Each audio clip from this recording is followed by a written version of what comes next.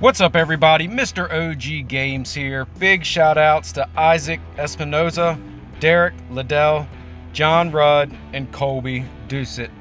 I most appreciate your support, and today we're going to be taking a look at an Elite War that we fought a few days back, but I thought it was worth a share, and it was different. It was chancy, if that's even a word. We took a chance. And I wanted to show you guys just how it went. It was pretty much an equal opponent to us, and it started out pretty much how we figured it would, and then took a little bit of a turn, so of course we had to take a turn as well with it. Now, going through, I'm going to play it at about half speed, so that way I can kind of share my 2 cents and also explain what we were doing here.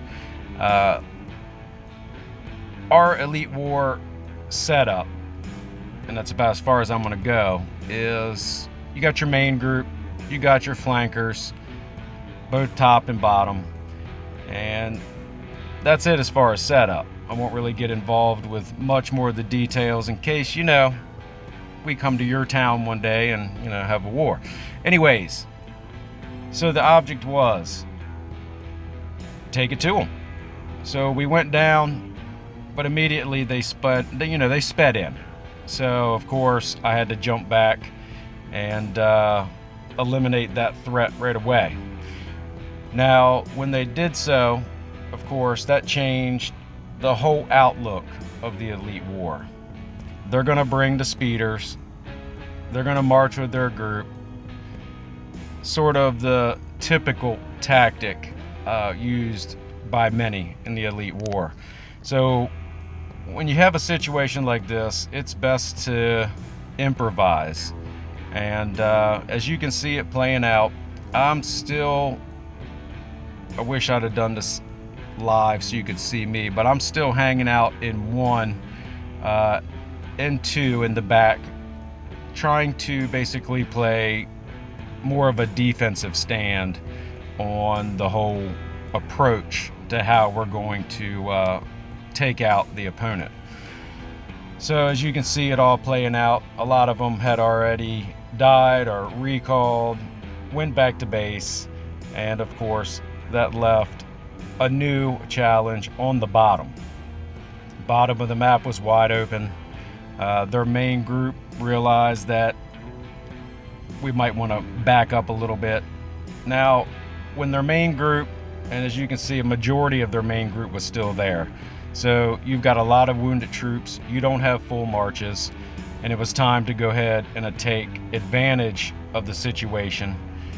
And as you can see, they're bringing up the 1 flanker on the bottom and the top, pretty much as we go straight to the middle. So I'm going to go ahead and camp out at the bottom, just to secure we don't have another speed in, although 1 person opposed to what we had in the base really wasn't that big of a deal anyways. As you can see it fold out, and I'll let it play through just a little bit before I pick up. The battle seemed to continuously go down the middle to see who could hold it. Now, we were slightly outnumbered as far as member count.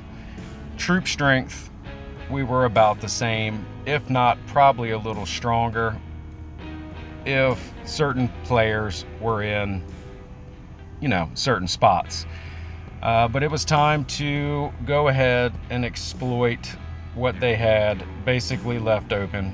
Their focus was very clear. They're going to come down the middle. They're going to keep a speeder either top, bottom, and they're going to try to catch you. They're going to try to speed in, get you off guard, occupy, and get in. So that is indeed what the plan was for us also. Now, the main force went down the bottom. I continued to stay in the rear guarding the castle because I knew it was going to come down to either 1, we get to where we can make an attack on their castle, or 2, we're gonna have to recall back to base and defend, and then just do it all over, rinse and repeat. But we were able to get the whole bottom line, and I made sure to hold them up and stop them in the castle twice, and then a third time as well. You'll see in a minute right there. I broke them in half, but we had already hit the base and brought it to the house. Good finish. That was more or less who could get there faster, who could eliminate the troops in the base faster. Is it the best way to do so? No, not really. But when your opponent is always playing one way, you got to take advantage of it, and you got to take the risk.